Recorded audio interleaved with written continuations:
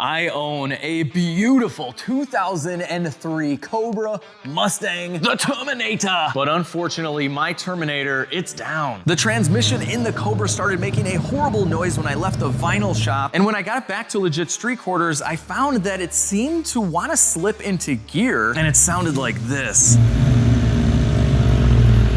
Now, this is obviously a bummer in any situation, but I had just got done doing a bunch of really cool mods on the Mustang, including upgrading its fuel injectors, which I borrowed from my 1,000 horsepower turbo Trans Am. We also installed a smaller supercharger pulley for more boost, a really clean looking cold air induction system, and that was after we transformed this car cosmetically by getting rid of the weak V6 pony in the grille for a Cobra snake, doing a black vinyl Cobra rear bumper logo, installing what I believe are the coolest wheels for this generation Mustang in the world. I mean, just look at these things. And of course, we blacked out the rear bumper valance, ceramic coated the entire car, and are left with an absolutely stunning 13,000 mile SVT. So unfortunately, we couldn't dyno tune the Cobra after all of the mods in the last video, and I was heartbroken that I couldn't even drive the car anymore with this transmission issue. So what's a guy to do? Well, a guy's gotta just rip the transmission out and fix it. We have to dissect this transmission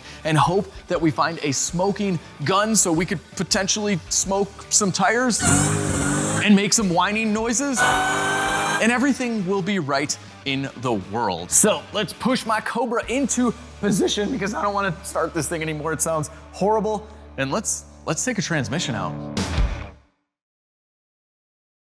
Cobra is ready to go under the knife, and something I noticed, if you look at that bolt right there, you can see that it's hitting. And something I found out after I did this job is that it's recommended to swap out a pivot ball. So once we get this trans down, I'll show you what I'm talking about. I don't think it's the noise because this is rotational what we're hearing, but I have an adjustable one, so we'll figure out how to put this in. We'll be able to leave the bell housing in, which is awesome. But first step is the shifter cable. There is a little clip here. So let's pop this out and totally not drop it at all on the ground. That's actually the sound of success. I can see it, I can hear it, and then see it.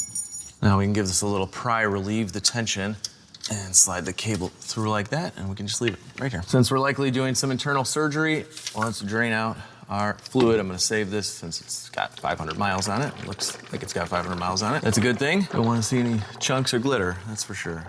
She looks nice and red. We're supposed to take the exhaust out and the drive shaft and this, but I wanna see if we can sneak it. I think we can sneak this guy out. Oh, that's awesome. That's gonna save us a lot of time. We might not have to mess with the exhaust at all, which is great because it's all new. Going around getting all the bell housing bolts. Here's one, it's pretty easy. Actually, it's not the bell housing bolts, it's the transmission 2 bell housing bolts, and they're fairly accessible, I must say. Trans jack going up. All right, we have lift off, kinda. Let's start taking this trans cross member out now. All right, perfect, that won't make it past the exhaust. Make life a lot easier, just take it off. All right, she's already separating out. Pretty nice. Oh, there's that pivot. The pivot. All right, she's coming down. T56 is out. It took like an hour. It's actually, it's an easy job, especially if you leave the bell housing alone. Bearing's still good. All right, trans going back on the table. What did I mess up? Let's flip it around and see. I have my suspicions with this input shaft, although it feels pretty good. Huh. All right, first things first, let's pull out our shift fork with our throw out. Okay, so here's that assembly. Looking good. I'm gonna go ahead and remove this cover so we can get to our input shaft, see if anything's going on inside. Just a bunch of 15s. Ooh, I sealed this thing up good. There we go. Sweet. All right, what lies beneath? Here's our 26 spline input shaft that we installed a couple of videos ago. So I'll slide this out. We'll get to take a look at some synchros. Slide out. Okay, there we go. Gosh, I gotta say, at first glance, everything looks great. I did find some damage. This is the 4th gear blocker ring. See right there, and right here. You can see there's 3 notches. So this gets installed like that. And if this wasn't in all the way, like towards the back of the transmission, if it was kind of sticking out a little bit, it wouldn't be making good contact and it would get beat up. And something that could cause that is the shim situation here for the bearing race. Let's pop this out. And this is coming out. That looks good. Now you'll notice here that there is no shim behind the race. I'd put the factory shim back in the last video, but I actually couldn't get it to mate together with that shim. And when I took it out, it would go together and I measured end play and everything was fine. So I left the shim out. Sometimes you leave it out. It just depends on the bearings. They have a small different tolerance between them. Without the shim, the input shaft has way too much play in here. So our blocker was not held tight and it was able to kind of rattle back and forth and get beat up. I'll show you. I just put the shim back in. Put our race in. And I already cleaned up the RTV. We're just gonna put this together dry for a second. I have the transmission in our transmission holding device, and input shaft is already on, so we can just throw this back. There we go. So this is on now, and everything looks okay, but I'll show you, once we tighten up these bolts, we won't be able to spin this. So we'll give this a tighten. Yeah, see?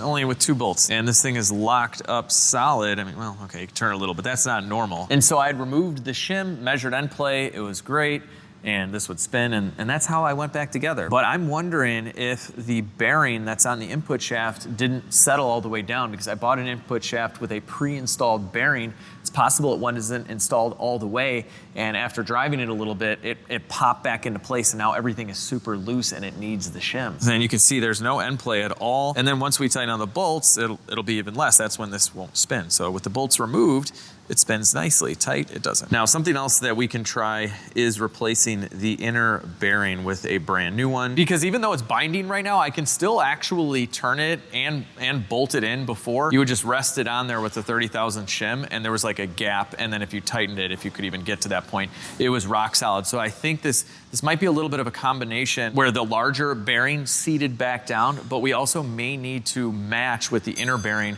being new. It's possible that they just have different tolerances and need to be installed together. So this bearing on the input shaft is new, and even though the one in the transmission is totally fine, let's just give it a try. We have this new inner bearing. It's possible that is messing with the depth here and causing our binding issue. So we have a puller set up, a good old bearing puller, and a wrench, and we're holding this side. Hopefully we can do this. Okay. It's getting pretty tight. Now we gotta be careful, because if we break this and all these needle bearings go flying in there, that would not be good. All right, I got some rags in there just in case. I think it's popping or we're breaking. No, it's coming. Yeah, all right. Whew, a little nerve-wracking. Working on stuff like this, you know, especially if something breaks apart in a million pieces, then what? Taking all apart the whole trans? I don't wanna do that. There we go. Okay, get away from me. Get away, needle bearings. Here's our original bearing. Nothing really wrong with it. It just could be slightly off on specs. I don't know. We have our new bearing inside of our Easy Bake oven, and we have a duster for a keyboard, which if you flip upside down, becomes a freezinator, I like to call it. So we're gonna freeze this. Oh man, is she cold? So the science here is that freezing shrinks and heat expands. So we want that to be small. We want that to be big, so it'll slide on because it's a press fit. We just froze that. Gotta act quick, get the welding gloves on. Imagine if it just slides right on, that would be awesome. It's not, that's okay, because we have a tool. It's going on nice. Heat and cold. That is your friend. So this is on, it's bottomed out, it's good. This is the old blocker, and we got the new one in the mail. You can see it's not damaged like the old one. So we're gonna go ahead, put that right back like that. So with our new bearing and our new blocker, we can reinstall the input, and it just splines in here. Lots of shimming, there we go. Oh, I can already see a difference here. This gear is set down a little bit more than it was before. And yeah, before there was a lot of play in the blocker, and now there's not. There's a little bit, that's normal. Okay, this is in the right direction. So we can go back together with our shim and our race, but first I'm gonna fix something that I definitely messed up. And some of you guys noticed this. I installed this input shaft steel in backwards. So it looks normal right now, but it's actually supposed to be installed this way, not that way. It's kind of a brain fart in the last video, but it didn't leak. Like at all. So I don't know if it really matters which way it's installed, but again, I went like 500 miles, no leak whatsoever, but we better fix it. Just like in the last video, we're just gonna punch this out. So going from the inside with some hammer taps. Seal comes right out. So now we're gonna install the seal this way, and I think the mistake I made was you're used to hitting this side of the seal, but this is actually, you know, flipped inside of the transmission. So you want it like that. Now with our seal and bearing installer, you can just tap this guy in. She's bottomed out. That is fixed. And I'm not gonna lie, like, I'm not happy that we have this weird noise going on and we had to take the transmission out again. But after seeing the comments when that video came out that I installed this seal backwards, it was a little bit of a gut punch. And I'm like, oh man, then every day I was checking. I'm like, when is this thing gonna start leaking? And I'm like, but if it doesn't leak, do I take the trans out to fix it? I mean, if it's fine, right? Slowly but surely, I was getting more confident in it and then it started making noise. So I was forced to fix it. Kind of a blessing in disguise. There's an experiment I wanna do here. So we're gonna go back together purposely without a shim and then we're gonna measure end play and see what it feels like. So we got this guy going back on for the 50th time. There we go. Oh, that's totally it, guys. So this is with no shim, where originally in the last video with no shim, you know, it had no end play at all. It felt good, but now it's super loose without a shim. Okay, so now we're gonna start with a 30 thousandths shim. See what happens here. There we go, going back on. Oh, it's much better. It's got a little end play, but we haven't tightened the bolts, but it's way better. We'll zip this thing back together. Is it spinning? Oh yeah, it's spinning, that's good.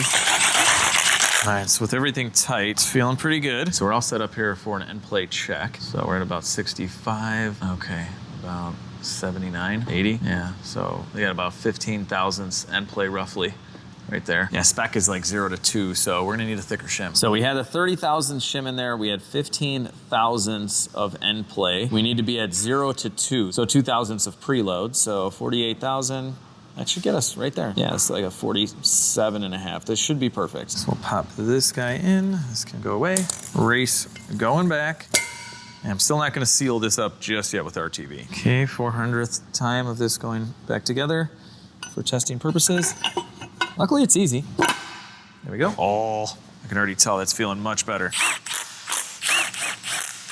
I installed that shim and I tightened up all the bolts and we are golden, guys. We are golden. So we don't have any end play anymore. We're right at probably 0 or 1 thou of preload, something like that. We should be good. And with these tightened, it's important to spin the shaft as well. This feels totally normal. Oh, this is great, guys. This is great. Aha. Okay. We can move on. I think this is fixed, hopefully, fingers crossed. Before we get our throwout bearing back on, we need to swap out the pivot ball. So we have an adjustable pivot right here. And this is needed when you go to a twin disc. So I didn't have any issues with not replacing this, but everybody's telling me you should do it, and it needs to be about 5 millimeters lower than the factory one. Every car is a little bit different, so it's just one of those things. We're just gonna do it. The issue is that the clutch fork could be hitting the transmission if this isn't properly adjusted, so we don't want that. So we want to take our measurements so we can reduce this by 5 millimeters. Little difficult to do, but we're just gonna measure the top of the ball to the case like that. And we have about 38.5 millimeters. So we'll reduce that down to about 33.5. That should be a good basis point. And then once we get the trans back in, we can kind of adjust it if necessary. This can also cause you to overstretch the clutch cable. So just depending on which way it's off. You can get these for like 40, 50 bucks. So not a bad insurance policy, especially if you get your trans out. All right, so we'll just unscrew this guy. There it is. And we'll go ahead and screw this one in. We don't want to tighten down the lock nut just yet. We want to take our measurement and adjust. Okay, so we're at 36. I ended up having to cut the bottom of the bolt. So now we're threading it on, washer on the back side. And we're gonna get this to 33.5. So we're at about 30. Yeah, there we go. That's pretty good. I'm just gonna lock this down like that. Should be a good starting point. We're gonna find out. It's now time for our throwout bearing and shift fork to go back in. So this slides on like so. We'll push, there we go. All right, locked and loaded. All right, here we go. Trans going back on, sort of. There we go. All right, cool. Let's get this thing in the car. Here we go. Transmission going back in, please be fixed. Everything's gonna be okay. It's gonna be okay. All right, almost there. Go back to your home. That is nice and splined, perfect. I gotta say, this trans is pretty easy. We have some of the transmission bolts in, and I just wanna make sure we're gonna be good here. So we're gonna install the cable. I wanna see where its natural resting position is. There we go. Oh yeah, that feels good.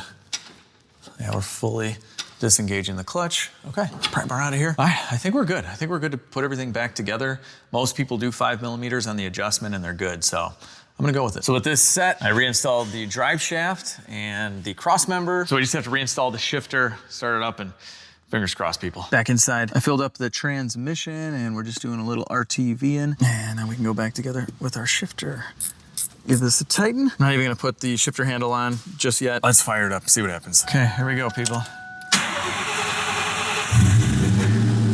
Letting out of the clutch. Nothing yet. Nothing yet.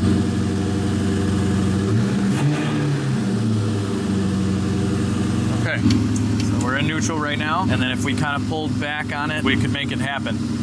We can make it make the noise, but which is not normal, obviously. If you're just giving it a little bit of pullback, it shouldn't do that. And right now it's good. Oh man, guys, I'll feel better once we drive it. We got a lot of other work to do on this car, but I think I want to drive it, and just I need to know. I need to know. All right, shifter's back on. She's alive. Our sweet gauges. It's first gear, no noise. All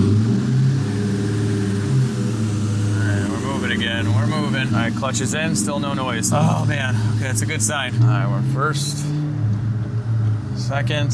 Now when I first noticed this, it was going into third, so here we go. There's third. Okay, we're out. I think we're good. Let's try all the gears. Fourth. God, this thing sounds good. All right. Progressively getting happier about this. There's fifth, also good. Sixth gear. It's an eco car now. This was pretty much happening all the time towards the tail end of it happening, which really kind of came on quick after we left the vinyl shop in the last video.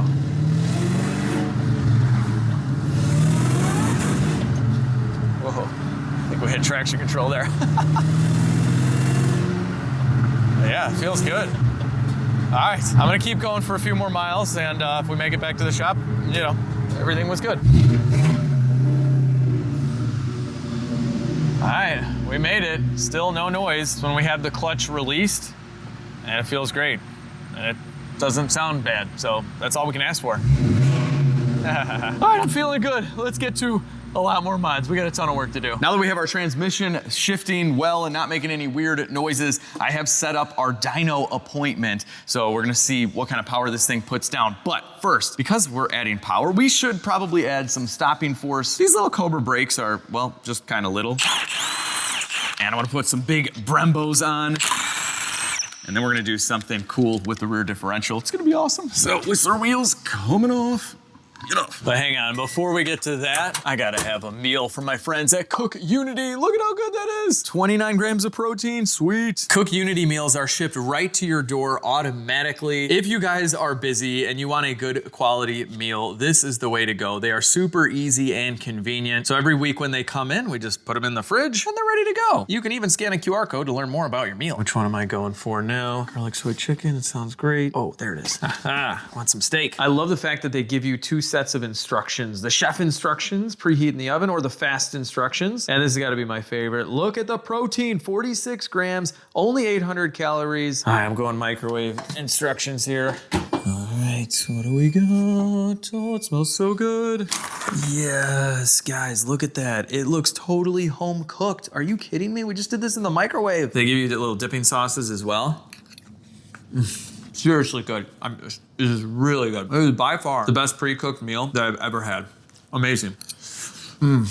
You gotta try this. All right, my wife tried eating all of mine, so I made her one as well. She's getting this guy right here. This Japanese beef is amazing. Look at that, it's so good. So here's some of the other meals I picked from CookUnity, and in a lot of cases, this is actually cheaper than going to the grocery store and cooking something like this yourself. It's super easy to get started with CookUnity right now. Just click on my link down below. Use coupon code LEGIT50. That's gonna get you 50% off your first order of chef-made meals delivered fresh to your door. That's LEGIT50 for 50% off. Buon appetito. So the brakes that they put on the Cobra, they say Cobra, but they're really not much better than the brakes that came on the GT. I'm not sure, and I've put zero effort into research, but these might be the exact same brakes as the GT. Let me know in the comments. Either way, we can do better and use some brakes from a Cadillac. I mean, man, these things are just massive. Look at the difference. That's crazy. So the brake calipers that I'm going with are from an ATS-V Cadillac. They are 4-piston Brembos, and the larger rotors are from a 2011 to 14 Mustang GT. And then we found a nice thread online that listed all the other parts that we need. So I'll leave that link down below for you guys. But generally speaking, the 4-piston Brembo is kind of the go-to on a lot of older cars to retrofit larger brakes.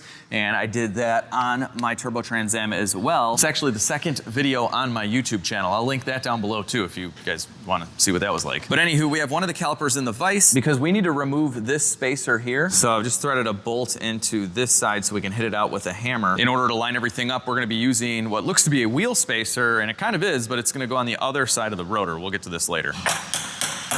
Give these a few love taps. It's kind of coming. I think we need more violent love taps. We're almost there. This is press fit in. Yeah.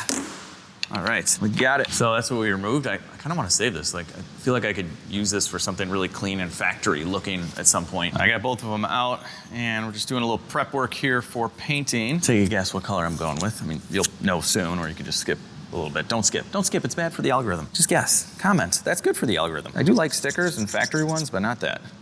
Not that one. Our next step is to install a special threaded insert. I got this kit online. It's meant specifically to retrofit these brakes to our Cobra. You can see there's lines on there, but it needs to go this way. But we do need to grind a little bit from the caliper so the bolt can go through. I have our caliper back in the vise, and we want to get this just right. So this is going to be totally horizontal and line up with the other one. I think that's about right there. I'm gonna set it with our hammer.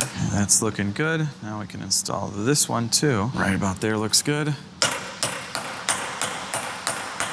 So now that we have those started, we're just gonna go ahead and use the vise to push these in. So we're pressing it in, and yep, it's going right in. Sweet. Ah, it's tight. It's definitely a tight fit, but that's a good thing.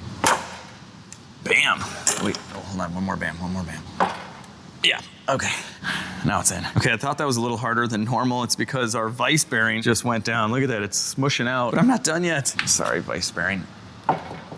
Oh, the needles are all coming out. Go ahead and scooch this box of parts for the X5 over so I can catch all the needle bearings. Come on. You got one more press in you. Yes.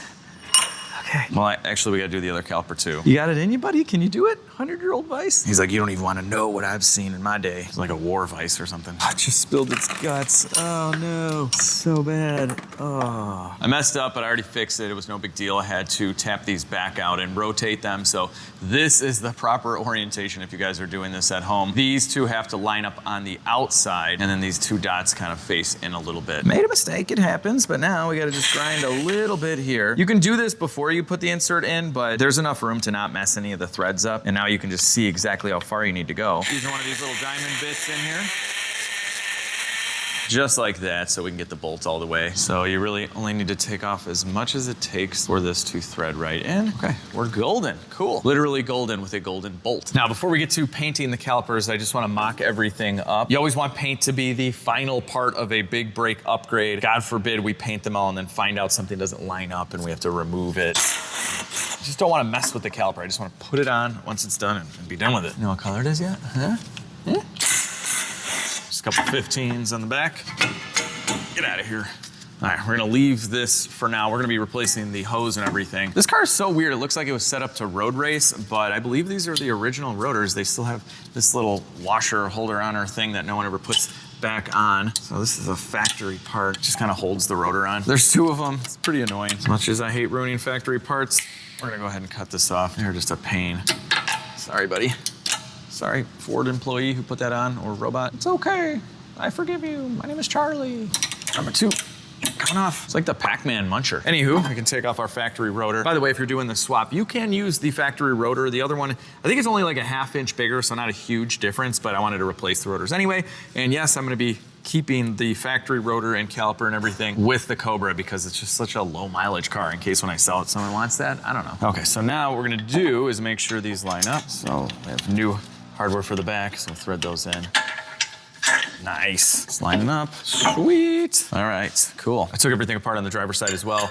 So this spacer is actually gonna go on this side of the hub. And then here is our new rotor, like that. And then our driver's side caliper like so. And I'll get these bolts in. We'll just kind of mock this all the way. All right, so this is just hand tight, looking good. The reason we need the spacer is so that the rotor is centered in the caliper. Otherwise it would be too far over and it would hit the caliper. So that's looking good. And yeah, everything's looking great. All right, cool. I'm gonna clean these off and get them ready for paint. Calipers are all cleaned up and in our professional paint booth. Our first step is high temp primer. We're just gonna go right over the Cadillac and do a light coat first. Your Cadillac's not going anywhere, apparently. Yeah, it's very important on your first coat that you just do it from kind of far away, light mist. This one is really not to do any color changing or anything like that. It's just so everything adheres properly. I just got done doing a second coat of primer on the calipers. Now we can't see the Cadillac. Well, just a little bit. I didn't sand it off just to thank Cadillac for making these calipers. They didn't make them, Brembo did. But anyway, we are ready for paint. These have dried for about 10 minutes. All right, you place your guess for the color on these things. If not, here you go. They're yellow. I'm going with yellow. I've only had yellow calipers once on my CTS V wagon, which was red. And I don't know, I think yellow with the black Cobra would be cool because it's a yellow Cobra with black accents and it's cool. We'll see what happens here, I don't know. Anyway, just like the primer, very light coat here. So just make everything stick. Here are the calipers after a second light coat. So now we can go ahead and start laying this down a little thicker. Don't want to go too crazy though. We don't want any runs, so take your time. Oh, this is gonna look so cool. So this yellow is not an exact match, but it's pretty close. All right.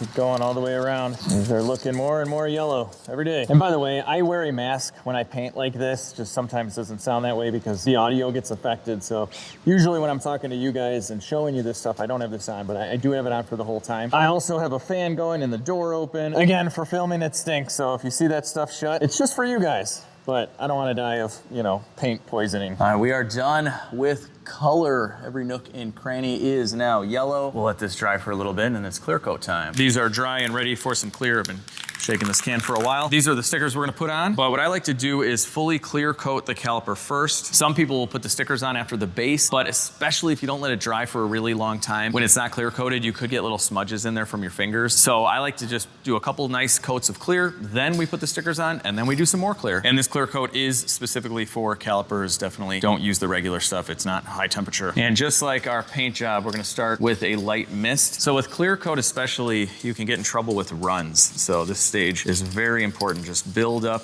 a little at a time. After 2 light coats of clear, we can start with our heavier coat. So we're just getting a little bit closer, nice and even. And you can see kind of the granules fill in a little bit, and then you're pretty much done at that point. But don't go too crazy here. And then keep in mind, we have to do another coat when we get the sticker on, so they'll be even more clear. I let the calipers dry over the weekend. They baked outside and looking pretty good, nice and glossy and shiny. And now, it's time for Cobra Brembo stickers. So first step is to cut these bad boys in half.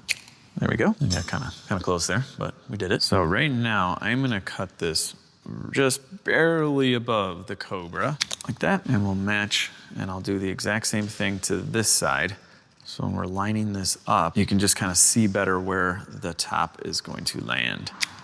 Okay, so what's nice is the B is right in the middle, and we have this little notch that indicates the center as well. This should be pretty easy to do. All right, we're gonna go ahead and remove the backing like that. And here we go. The first one is always the easiest. It's the second one that you have to make sure looks just like the first one. I'm just kind of eyeballing it, but I think that is pretty much in the center. I'm just gonna go ahead and lock it in, and we're just gonna push around the letters, because those we want to stay, this backing we want to come off. Okay, now you can use your nail, kind of peel it up and go at an angle like this. This is so cool, guys. Cobra, bam. All right, so that's that. Okay, now this is the one you gotta take a little bit more time on. Just kind of make sure you get your spacing correct. The good thing is that no one can look at both sides at the same time, so it'll probably be okay. But yeah, I think that's good. Unless you're some kind of like cyborg or AI or something that's got like multiple cameras that loop around or something, you're looking at it. That's why AI was invented, really, is to make sure that caliper decals were placed properly on cars. Anyway, there we go. Do the old angle peel. Oh yeah, gosh, this is so cool. Yeah, I'd say that's pretty much identical, looking pretty. Final step is one more coat of clear. We're just gonna do the face since we already did everything else. And it's just to protect these stickers, kind of lock them in. I'm gonna pretty much let these dry all day, but you know, we gotta keep working on the Mustang. We got a lot to do. So while the clear is drying, we are going to improve wheel hop. And by improve, I mean hopefully get rid of it. So the 0304 Cobra has independent rear suspension, which is susceptible to the wheels bouncing up and down on hard launches. And by using polyurethane bushings and a differential support, you can eliminate that and hopefully save your differential from grenading, because when it bounces up and down on that launch, it puts a lot of stress on the diff and it can explode. So I already removed our drive shaft. So we have to get rid of the exhaust, and we're gonna probably just drop like the whole subframe. I think that's easiest because stuff's buried. We have to remove this catback exhaust. It's our new Flowmaster system. I love these exhaust hanger popper outers. They make life so much easier. Whoa. Look at how much room we already have with just the one side out. I'm gonna use my head here to hold this up. All right, it's out. Slide it up, cool. Hello, differential. If we're gonna lower or possibly remove the entire subframe, we need to disconnect this parking brake cable. I've taken out the little clip that was in here, and now I'm just gonna kind of pry this. Might as well pull this through like that, and then we can kind of shimmy sham it. All right, now we can pull this guy through and out. All right, this is disconnected, sweet. Now we wanna look at anything else that is attached to the subframe or control arms that are coming down with the subframe. So we have our rear brake caliper, so this hose right here, and we'll have to disconnect it from the upper control arm and remove it. And our last bolt's out for the caliper. Okay, so we can squeeze this out. I kinda wanna get this out of the way though. Yeah, we'll have to remove this bracket from the control arm. Pry this out of the way like that, and we should be able to get this right through. Okay. Perfect, perfect. All right, ended up getting a zip tie here. We're zip tying it to the top of the shock, so it's kind of out of the way. We're gonna disconnect the shocks from the bottom, and actually, let's just do that right now. Got an 18. You know what? Don't be afraid to jack up the control arm. If this bolt's coming out at an angle, you don't need to stress it out. There we go. Perfect. Oh, bolt's in nice shape. Now we'll do the driver's side next. Oh, this was just at the perfect height. Look at that. Beautiful. From inside the car, I disconnected the ABS plug, so now we can fish it out. There it is. Remove 1/8, and we'll be able to feed this through. There we go. Now we can leave the whole harness on the subframe. It clips in a bunch of different spots, goes all the way up there, and plugs in right there. I believe we have everything free to get the subframe out, so I get to use my cool little table. Jack it up. It's definitely not gonna go as high as we need it to be. We might have to bring the car down, but it is yellow, like my lift arm, like the Cobra, all different shades. The subframes too. That's as high as she goes, no problem. I'm gonna bring the Cobra down, so it's resting right on the table, about there. Okay. We only have 4 bolts for the subframe. If you guys were around for the last video, we had to use a bed bolt from my Lightning to clear the wheel, so that's one of them. There's one over here. The other side, which we ground down, hopefully that comes out, and one through there. All right, let's remove our Lightning bed bolt. So far, so good. All right. Whew, sweet. I was a little nervous. I know each side has an inner bolt. There we go. Okay, that's loose. I got this bolt out as well. And now, with this lowered, we can actually remove the coil springs. Those are coming out. Got a lot of room already. Get this one out of here as well. And these are aftermarket. I'm gonna go ahead and lower the table. We have all 4 of the bolts out. Be really careful in case I forgot something. Subframe's coming down. Okay, so something I have to be mindful of is that this has a differential cooler that's not factory. So, okay, should have enough slack in these lines. And we'll keep going. Sweet, still got some slack. All right, we're good. Here's our complete assembly. Kind of cool to see it at this angle. And it was kind of tough to do the fuel filter. Not anymore, not anymore. I should have just dropped this whole thing to do the fuel filter. But anyway, we can now see a lot of our bushings and kind of get to them a lot easier. We're gonna start off by replacing the subframe bushings. So we have the 4. And what's awesome is we have some new bolts. So eventually they're gonna go through. That'll be the bolt there. So this is a lower profile bolt. So we won't have any issues with our wide wheels. And so from the factory, this bushing is made of a softer rubber, and we are going with polyurethane. So basically, any slop in these bushings can cause the differential to bounce around. So we're gonna be taking that up with a harder bushing. So the game plan here is to ruin this bushing enough to where it comes out. And this is a metal sleeve that we wanna leave in the subframe. So I'm basically gonna drill a bunch of holes into this bushing. We're gonna try and weaken it and collapse it so we can drive it out. All right, so I'm kind of wobbling this around a little bit. We just wanna break the connection from the bushing to this sleeve. Pretty old, so it's coming apart kind of easily right now. Oh yeah, we're chewing right through. Like butter. Wow, look at that. This is gonna make a mess. It's also like basically an art project. I mean, look at this. It's beautiful. It's modern art. I'm gonna sell this. Bring it to one of those art galleries in like Seattle, one of those places. You know, it's my art. It's my expression. What? You don't like it? Legit street art. This is actually a ton of fun, I gotta say. Outside of the mess. I think I've damaged that enough. I've weakened it. I'll try and hit this out now. Needs more weakening. Yeah. All right, cool. We got most of the bushing out. A lot of it's here, a lot of it's there, and a lot of it's still in here. So we have a lot of cleaning to do. We need this to be perfectly smooth so our new bushing will go in. So I'm gonna do a little bit of a combo here. More drilling.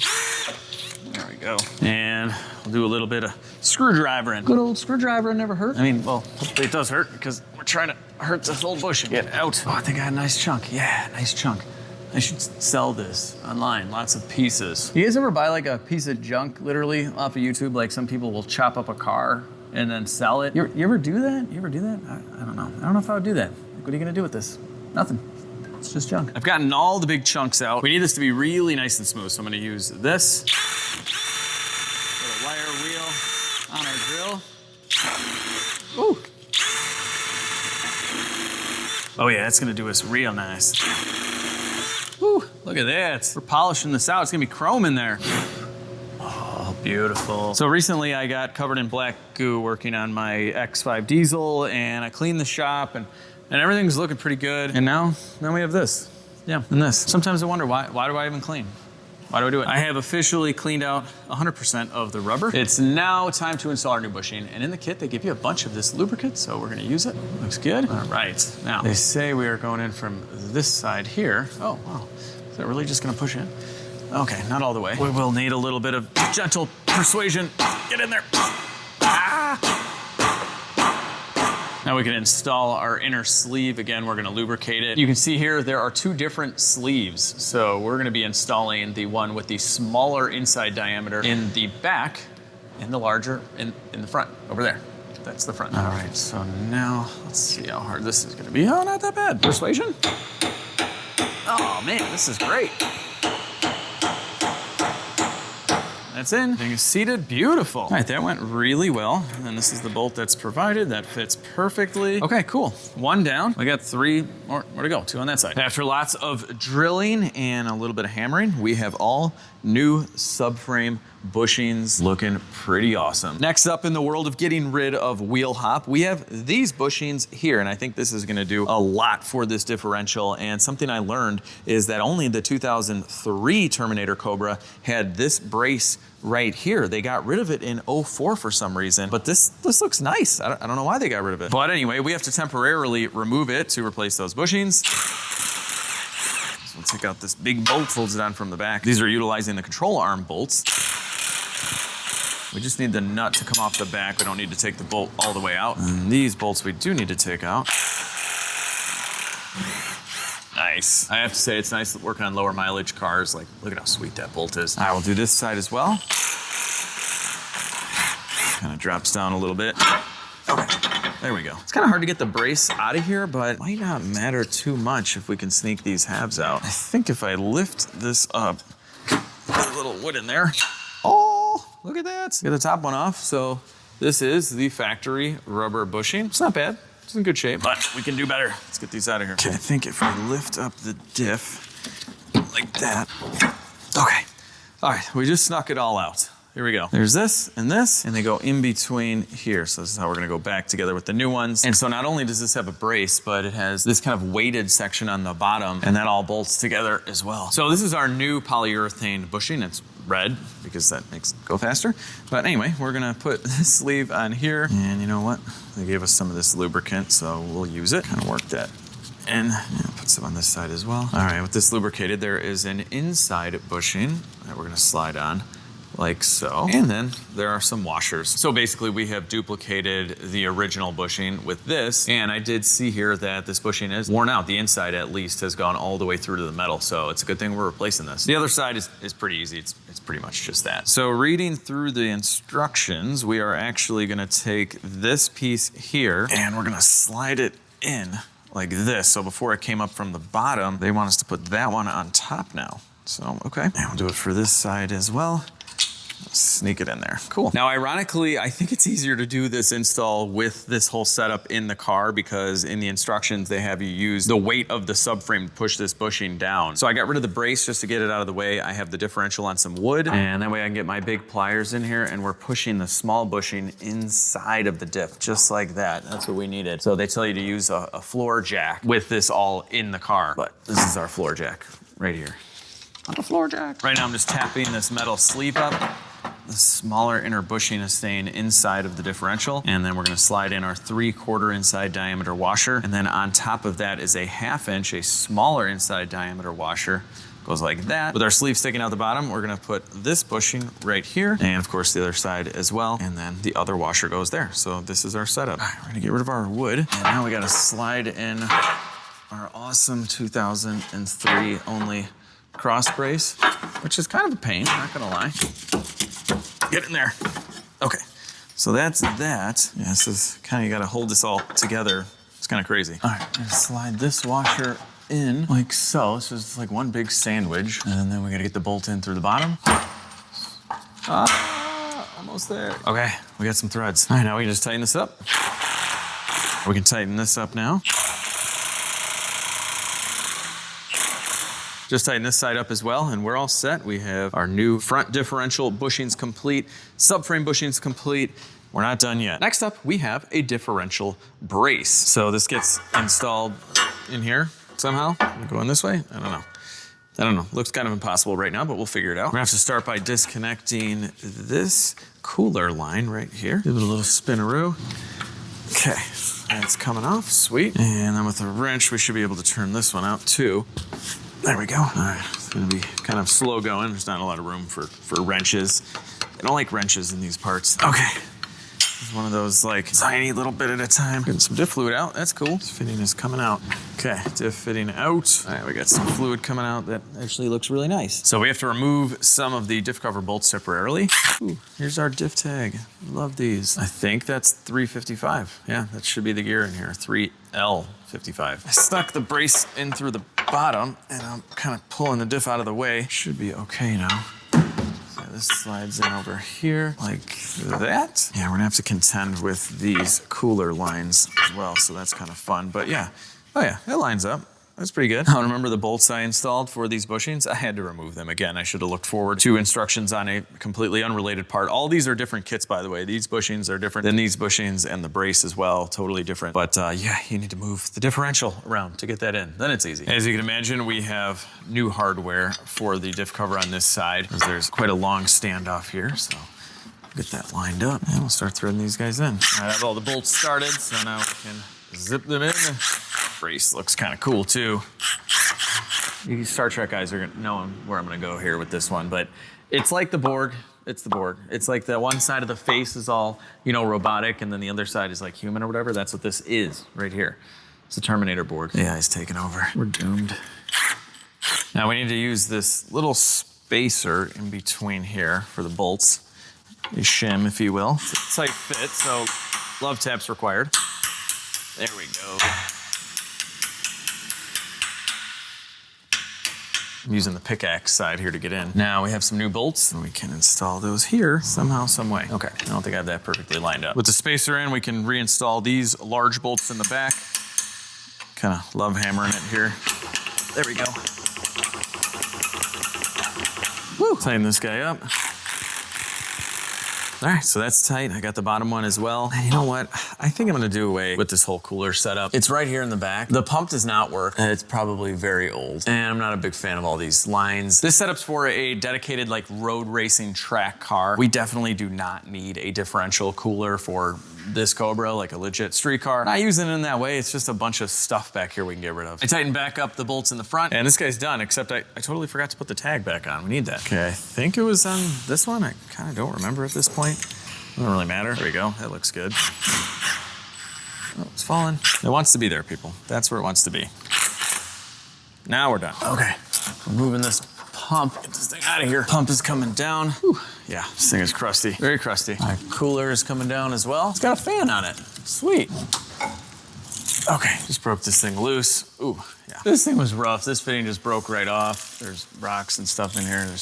Actually, no diff fluid even in this guy anymore. All right, you know, I can't put this thing back together without cleaning it. And I wish I'd taken the cooler off from the get-go because that was the only thing holding me from keeping this thing under the car. Now we're back in the light. We'll cruise this thing past the old Grand National. Diesel X5. Teaser! You didn't see that. No one saw that. I'm having Max back up the DeVille right now. Max is a white collar worker and he's clean. And I am totally gross and disgusting. So is Liam. And the Cadillac interior is just absolutely mint. Yeah, and I gotta keep it that way. With this in the wash bay, we're gonna spray some release all over it. I love jobs like this, jobs that you could never do or you wouldn't do under any normal circumstances, but if you got the thing out, say it with me now while you're in there. I used to use this thing in the shower. Works pretty well for differentials too. So I'll just give this guy a nice little scrubby scrub. If I clean this off, I could bring it back in the shower, right? It'd be okay. Dual purpose scrubbing, you know? Yeah.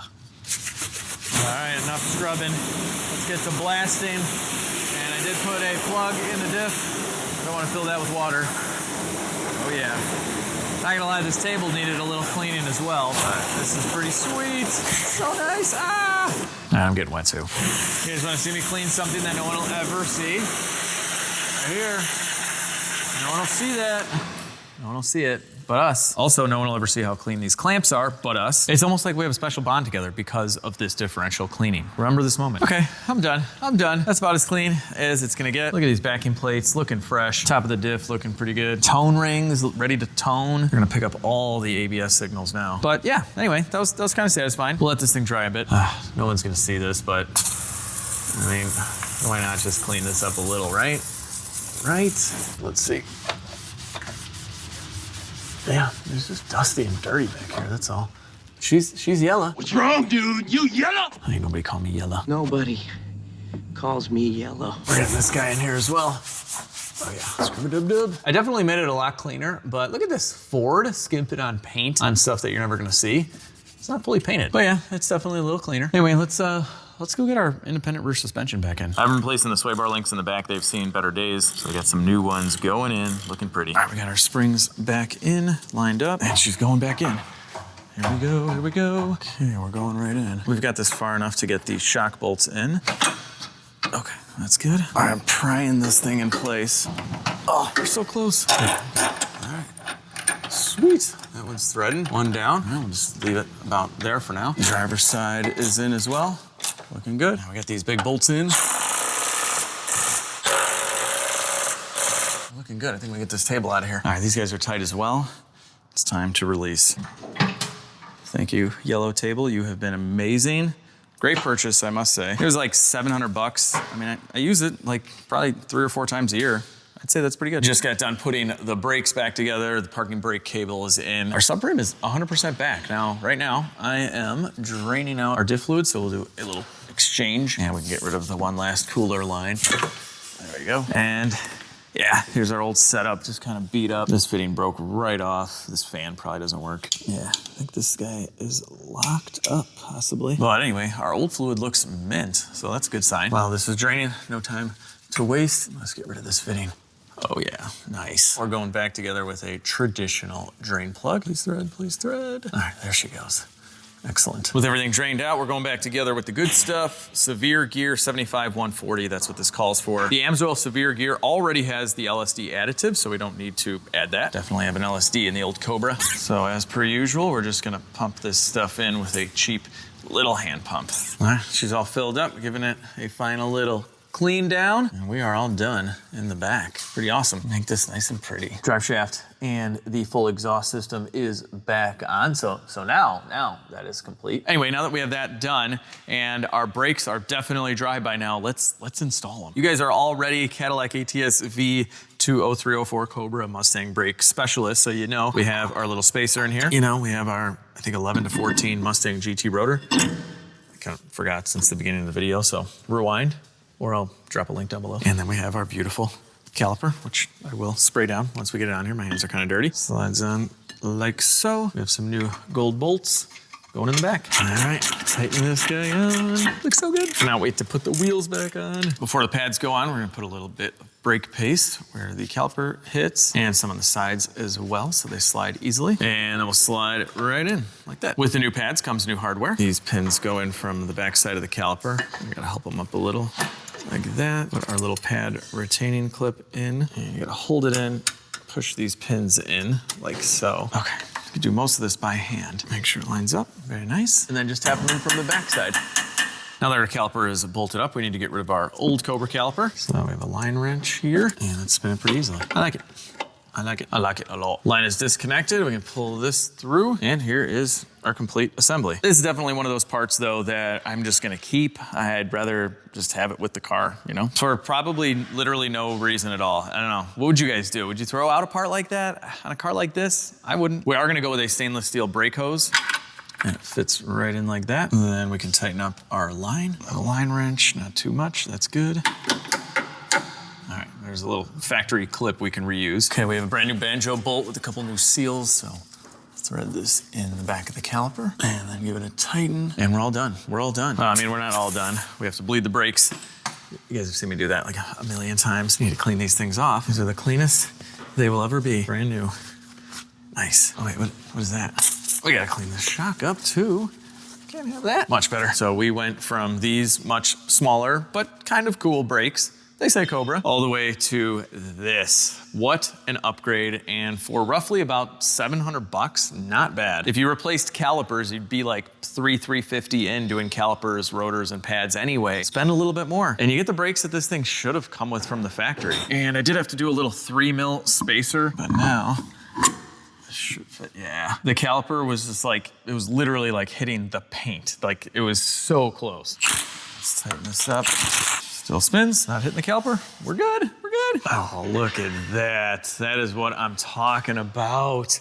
You can really see it behind the wheels and everything. That is perfect. I think the yellow looks great. Can't wait to get this outside. Hang on, before we go down with the car, I almost forgot. I have a gigantic air filter I want to install. So we have one about yay big, but sometimes yay big just isn't big enough. You need yee big? I don't know if yee big is bigger or smaller, but this one's gotta go. Just loosen up the clamp, and I'll be able to slide this guy out. Get out. Okay, so this one required some adapters, multiple adapters. And this one here should just go right on. All right, it's a little convincing. I think I have it, yeah. This is officially the biggest air filter I think I've ever installed. It's the proper one for this JLT kit, but long story short, they sent me the wrong kit last time and it came with the smaller filter, so they sent the right one. All right, guys, I'm bringing this out to the sunlight. I'll probably drive it around the block first. I want us to have it settled and everything so you can see the brakes and the wheels and everything. It's gonna be awesome. Here we go, here we go. This is what we got. Oh, yeah, that is just perfect. It's perfect. It just looks like it should have came that way. Oh, I love this car. Oh my gosh, if you guys were around for the last episode, we got rid of the V6 pony, got the Cobra badge in there, blacked out the valence and the Cobra, the Whistler wheels. It's got it all, it's got it all. And tomorrow morning, we have a dyno appointment. We're gonna get this thing tuned with all of the new mods, like the smaller pulley, bigger injectors, and everything we did in the last video. So we get to see how much power my Terminator makes. I will see you in the morning. It's the next morning, and there's a plane. Great. Don't live by airports, people. But anyway, this is what I'm walking out to. This beauty right here. Oh my gosh. I just can't get over it. The Cobra did have to stay outside last night because the home garage is loaded, and I guess my garage door is broken. It's not opening all the way. That's weird. It's literally never happened. Anyway, we got the AMG GTR. The Lightning's in the house, mostly because it is packed full of car parts. Yeah, didn't want to leave that outside. And the wagon. The wagon's here. Two of my kids' favorite cars. There's so much in the back of the Lightning. Guess which car it's for? Little hint. Kind of a mess, but me and my boy got this running last night. We fix small engine stuff in the neighborhood. It's kind of like my son's side job. Or job, actually, he doesn't have a real job. Anyway, let's do a cold start. I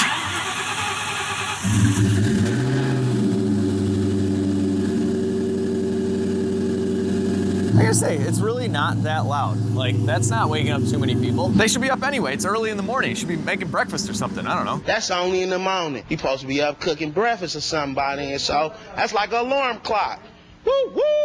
Everything's looking good under the hood. All right, let's go drive about an hour to the dyno. All right, we're about 8 minutes away. This is a really beautiful part of Illinois. We're in St. Charles. It's about an hour from the city. St. Charles. We might have just made it here. I see lots of Fords. Another Terminator, another Terminator. This might be the right place. Oh, an LT1 Camaro. All right. Oh, and a Mercedes.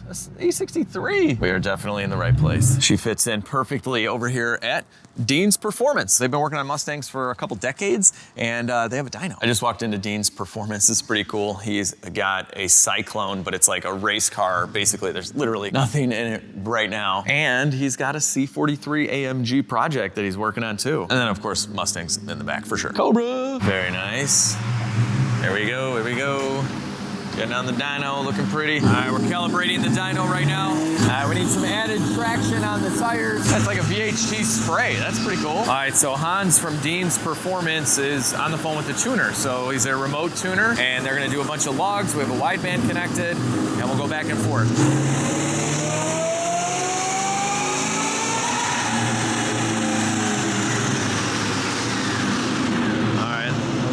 Like hit a limit there. The motor went a little crazy. So we did hit a rev limiter, which the tuner put in on purpose at 3,500 RPM. So that's gone now. And I think we're gonna pull it maybe to like 5,000 RPM, see what happens. I'm sorry for continuing to show you this car, guys. I just can't get enough. Like, it's just one of those every angle looks cool type of cars. Oh, and I know I talked about this in the last video of potentially doing this in black. I decided against it. I do think it looks pretty good. And by pretty good, I mean really good. But most of you guys said the same thing in the comments section when I asked in the last video, was just to leave it alone. I think this car still has hips and things that kind of break it up a little bit. Anyway, here comes another run. I'm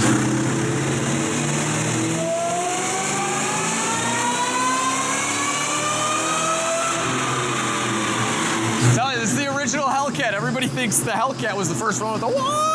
It was the 0304 Cobra. All right, let's see what we got here. 442 horsepower, 497 foot-pounds of torque at only 3,300 RPM. That's what makes these things fun. And the graph looks amazing. 11.5 AFR right in there. What do we got for boost here? Is that? We made about around 15. Okay. Beginning here, 15. We only revved it to 5,000, so okay. We're about 65 on the next one.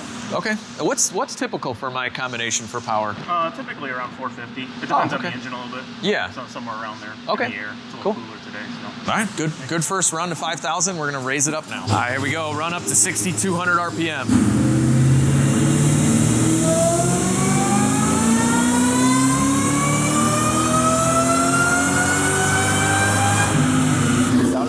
Because we have a stock unported blower, it does lose efficiency. So we're seeing about 15 peak, but it drops down probably, about 14-ish. And it went a little richer, so we'll have to fix that up. Oh, wow. We gained a lot on that one. 469 horsepower, 507 foot-pounds of torque. That is crazy. And that is actually with lower boost, on the top end, just because it's running out of steam, basically. But with a little bit more fine-tuning, we were able to gain a ton. That is crazy power, especially for having a stock unported blower. All we have is the larger throttle body and the 2.7 pulley. That's it. That's really good.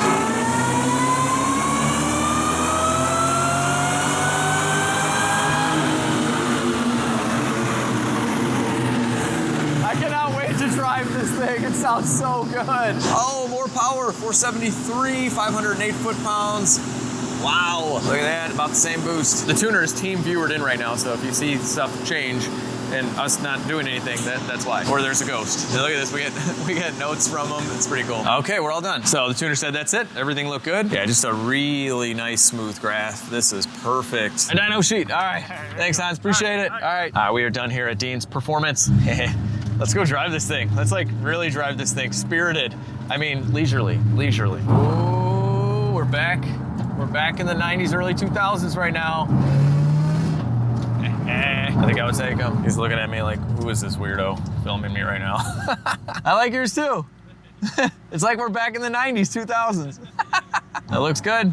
I like it. See ya. All right, I made it back to the shop. There's something I want to fix before we go do rollers and give this thing some throttle outside. Because I had to go with the spacers, my fitment is off a little bit. It's not horrible, but We're getting some poke. I don't like that at all. I want to try and get it in a little bit. Luckily, this thing has adjustable camber plates, so we might be able to camber it in just a little bit. It still has positive camber right now, so we'll go a little negative, and maybe it'll fix it. I don't know. So these are maxed out, but you can actually flip them side to side. So if we do that, we'll be able to get more negative camber, which brings the wheel in that way. So we'll give that a try. We'll start off by loosening up the center nut. You have to hold it with an Allen first. Don't have a 22 ratcheting wrench, so this just takes some time, that's all. All right, so this will come off. This guy will come off, and then these nuts. And we just have to pry this off. All right, and that slides off like that. And you can see these are offset, so you can flip them to get more negative camber or stick with the positive camber, which is what most people do. Okay, I've got the driver's side on, and with the wheel lifted up, you can really see what's going on here. So that's negative camber, positive camber. So we're gonna kind of max it out negative like that, and then I'll lock it in. All right, let's lower this thing down. Ooh. Ooh, that is much better. Maybe the stance guys really know what they're doing?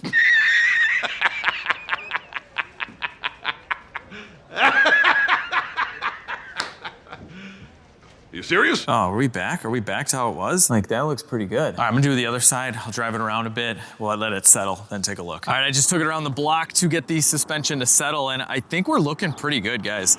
I mean, yeah, like it was definitely poking out like crazy. And if we go really close to the flat part of the fender, it's just right there. I already needed to get an alignment anyway, so I gotta stop off at the alignment shop, but it's driving straight, everything's fine. And she's looking pretty. Let's go drive it. Let's see what this thing feels like. It feels awesome. There's no wheel spin at all. A lot of that is on launch, but when you get going too, you can get a little bit of that shudder, and it is planted super solid. It's about 70 degrees right now and super sunny, but we aren't getting much traffic, that is for sure. Let's see, second gear pull. Woo! This thing rips. This is so addicting. La la la la la.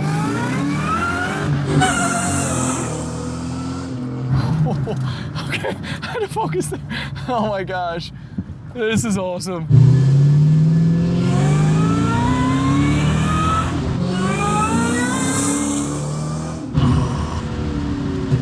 Man, now that the tires are warmed up, it's hooking up, like second gear pulls are awesome. I forgot to mention the brakes. The brakes are amazing, guys. They stop so well, and then I put some really good tires on here, some Continental, so yeah, overall, this thing is just super planted. I mean, it's awesome. All right, so here's the first gear. Let's see. A little stabby stab. Instant.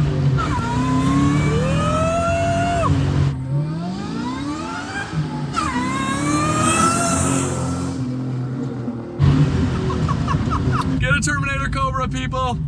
These are so cool.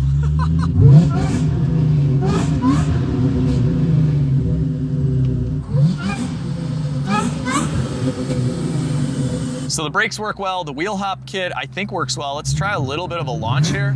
This thing's probably gonna spin just a little.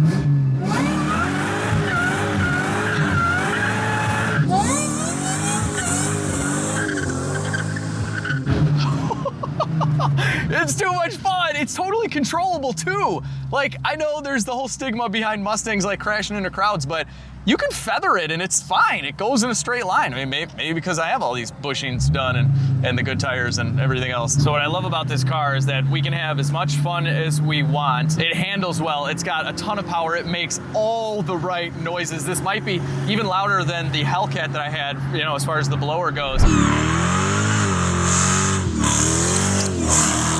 But aside from that, then you can just drive off in comfort. The seats are super comfortable. It's got a rockin' factory stereo. The look's amazing. Just this is why the Terminator was so special. It was different. It was too bad that it was only around for 2 years. Like, they should have started making this earlier. Like, don't get me wrong, the 99s and 2001s are cool, but they fixed literally everything with this car, and it's something I've always wanted. The supercharger's like a button.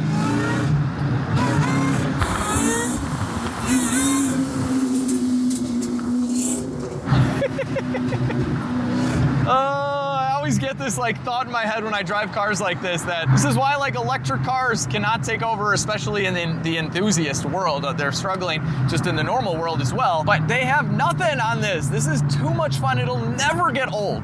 Never. Oh, we got a tunnel. or a bridge, whatever. Oh. Yes. I don't know what to say. That's all I got to say. The car said it for me. Oh, I just needed to merge on the highway. It's not my fault. But let's talk future plans for the Cobra, because you know, one could be done right now. Like, it's got the wheels, it's got the power, it's clean. It's just like, I could be done with it right now, but I'm also Alex from Legit Street Cars. I have a problem. Welcome, Alex. Yes. So do I go for more power at this point? Because this engine can handle a lot more than 475 or whatever it did wheel. And if you guys saw the very first video on this, this has ARP head studs. Not that that was like an issue on these engines, but someone already upgraded the head studs, which is kind of asking for it. So with these, we could go with a ported blower and long tube headers and probably be like around 550, 560 wheel. So that's a big jump from where we're at. Or we could just go like Whipple or Kenny Bell or something like that. And then I think guys are running like 700 wheel with essentially a stock engine and perfect drivability, and you know, you don't even have to do cams or anything. So I don't know. I think what I should probably do right now is just enjoy the car with its power and with its looks and everything, and then revisit later. But you know, let me know in the comment section, what would you guys do in my situation with the Cobra? Leave it alone, do some more. Those are the two options right now. Yeah, that's it. I don't really have any plans on selling the Cobra. It's pretty awesome, I must say. Well, I'm back to where it all started. It started in an auction. It didn't start here at all. This is just kind of where I do a lot of my outros. No dumping. Anyway, one last look at the Cobra for this episode.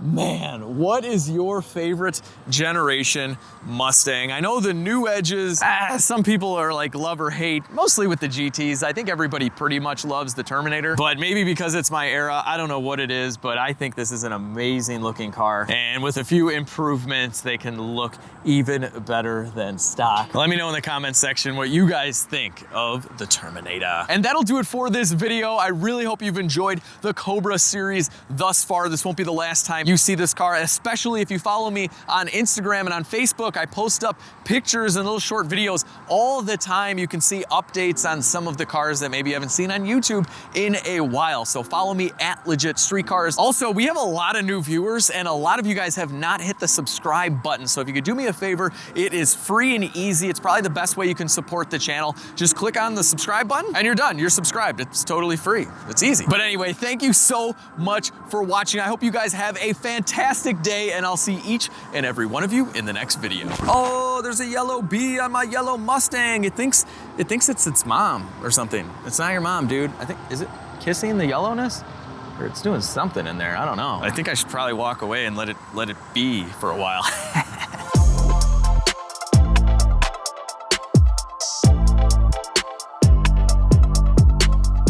If you look right there, you can see that bolt is hitting the shift fork.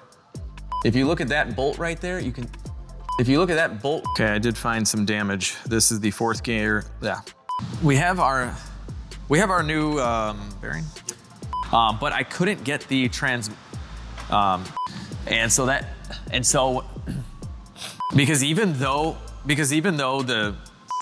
it's binding right now, because even though it's binding right now, and I think the mistake I made was just, you know, you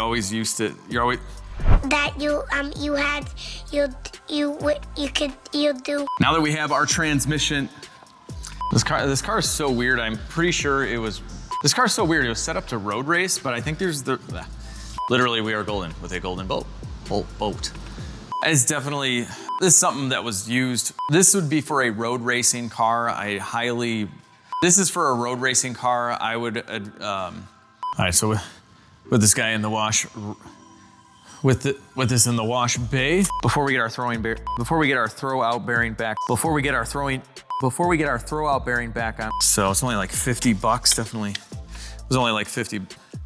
This, you can get these for like 30, 50, you can get these for like 40, 50 bucks. Well, I'm replacing the sway bar links. But anyway,